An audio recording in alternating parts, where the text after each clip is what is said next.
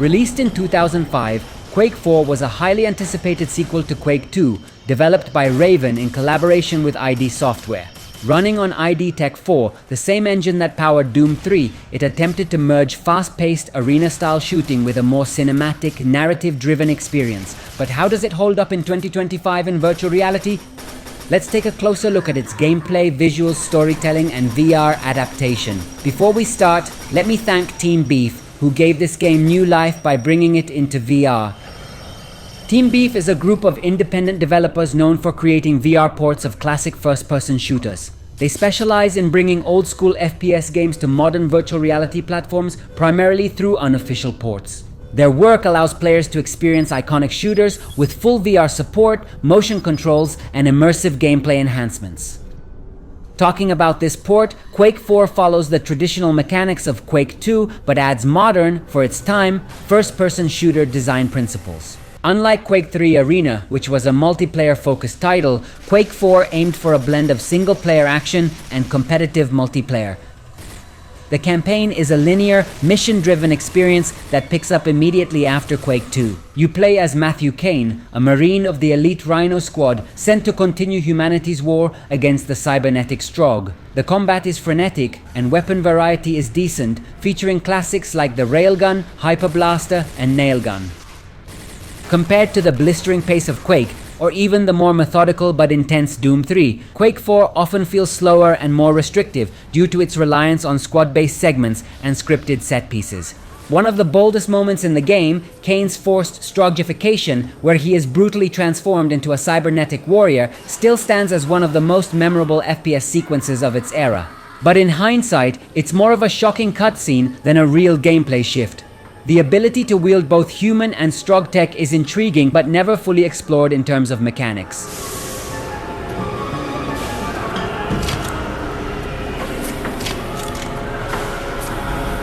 Quake 3 was a multiplayer game, while Quake 4 returned to a single-player campaign, though it does include a multiplayer mode that was initially promising. Quake 3 Arena and Unreal Tournament had already set a high bar for arena shooters, and Quake 4's offering, while competent, did not innovate enough to surpass them. Built on the ID Tech 4 engine, Quake 4 was visually impressive for its time. The lighting and shadow effects, heavily influenced by Doom 3, created a tense atmosphere, especially in claustrophobic indoor environments. But looking at it now, the graphical fidelity has not aged well. Character models appear stiff, and animations feel robotic compared to modern FPS standards. But even so, the excitement of being able to play it in VR makes me look past these age-related issues. Revisiting those places is mind-blowing, and I never would have believed it if someone had told me in 2005 that one day we would be able to play it in this way. The game's industrial biomechanical aesthetic still holds up artistically. The Strogg environments are grotesquely mechanical, filled with unsettling body horror elements that remain effective. While Quake 2 was light on story, Quake 4 made a stronger effort to immerse players in its world. The plot follows Kane and his squad as they wage war on Stroggos, culminating in a final showdown against the Macron. The attempt at a more personal narrative is admirable, but the characters are mostly forgettable military archetypes, and the plot never reaches the engaging heights of Half-Life 2 or the new Doom. One of the biggest missed opportunities is how Kane's transformation is handled. Instead of fundamentally altering gameplay dynamics, it's mostly a visual and narrative beat. Today's gamers, used to deeper RPG mechanics or gameplay evolution based on character progression, would likely find this underwhelming. Installing it is very easy. All you need to do is download it from SideQuest and own the full game, then replace the necessary files in the installation folder.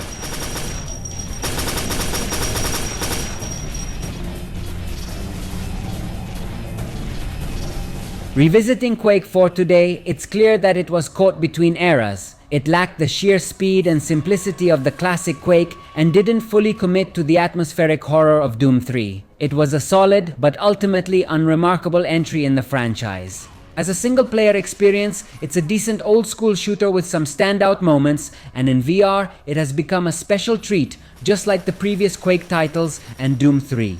We know very well that these shooters are now mainly made for those who are nostalgic for that era, but the VR landscape is also filled with many adults who lived through that period and now want to relive it.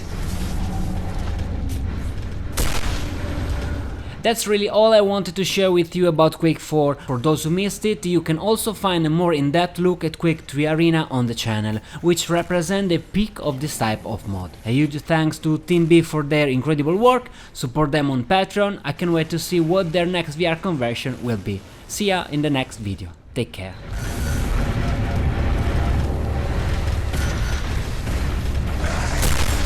Kiwi